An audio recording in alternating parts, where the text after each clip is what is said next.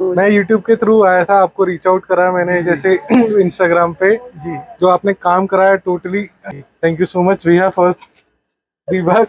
माना थोड़ा टाइम ज्यादा लग गया, मगर अच्छा हो गया। अच्छा काम हो गया। चलिए, hello and welcome to the channel friends. आज की वीडियो में जो गाड़ी है ये Hyundai की i10 ग्रैंड नियोस 2021 का ये मॉडल है और इसमें लगा है 1.2 लीटर्स का 4 सिलेंडर नेचुरली एस्पिर्ड इंजन और ये गाड़ी है ऑटोमेटिक ट्रांसमिशन के साथ।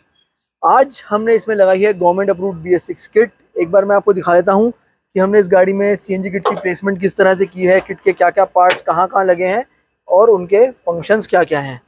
तो ये है हमारा नियोस का इंजन बे और शुरुआत करते हैं फिलिंग वॉल्व से। तो ये हमारा फिलिंग वॉल्व है, इसी के थ्रू हम गाड़ी में गैस फिल कराते हैं। नीचे की तरफ ये आपको दिख रहा है, ये हमारा रिड्यूसर है।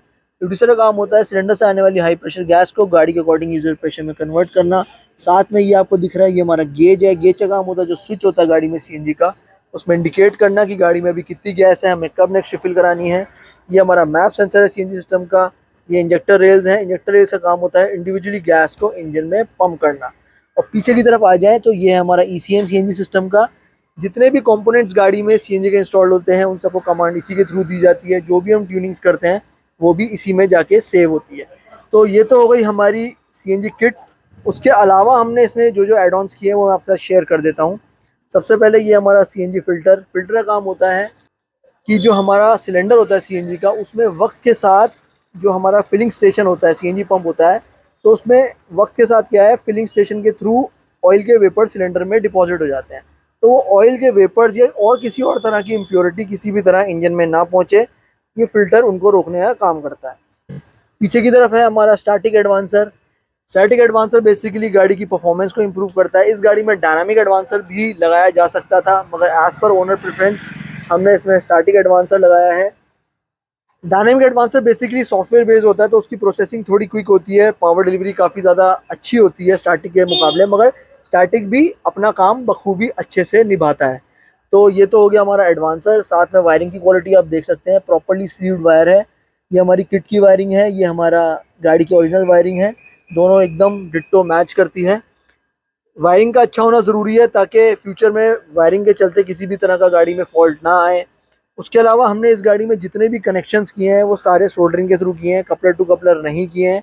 बिकॉज कपलर में वक्त के साथ इशू आ जाता है, वो लूज़ हो जाते हैं, उनमें कार्बन आ जाता है, गाड़ी में मिसिंग के इश्यूज क्रिएट हो जाते हैं जो कि जल्दी से पकड़े में नहीं आते। तो ये तो हो गई हमारा इंजन में। आप देख सकते हैं हर चीज़ प्रॉपरली प्लेस है, कुछ भी चीज़ आपको आउट ऑफ प्लेस नहीं दिखेगी, हर चीज़ सिक्योर वे में इंस्टॉल्ड है। अब एक बार मैं आपको बूट स्पेस दिखा देता हूँ कि हमने नियोस में सिलेंडर की प्लेसमेंट किस तरह से की है, कितना लगेज एरिया हमें मिलता है CNG का सिलेंडर इंस्टॉल हो जाने के बाद। तो ये हमारा नियोस का बूट स्पेस है। ज़्यादा स्पेस तो देखिए इस गाड़ी में बचता नहीं है। बाकी आप डफल बैग्स में इसमें लगेज कैरी कर सकते हैं, नीचे रख सकते हैं अच्छा खासा लगेज। और स्टेपनी इसमें अपनी ही जगह पे है।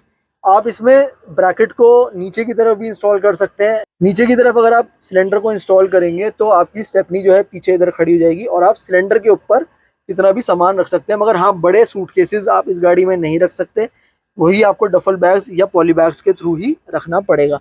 साथ में ब्रैकेट की क्वालिटी आप देख सकते हैं, प्रॉपर पाइप वाला ब्रैकेट है। नट बोल्ट जो भी हम यूज़ करते हैं वो हाई क्वालिटी नट बोल्ट होते हैं, सेल्फ लॉकिंग हमारे बोल्ट होते हैं, एक बार टाइट हो जाते हैं, लूज नहीं होते। साथ में इसमें हमने डक्टिंग की है, इफ़ इन केस सिलेंडर में ओवर फिलिंग हो जाती है तो गैस ऑटोमेटिकली गाड़ी के नीचे से बाहर चली जाती है, कैबिन में गैस की स्मेल नहीं आती। और जो सिलेंडर है इस गाड़ी में लगा है 12 किलो का।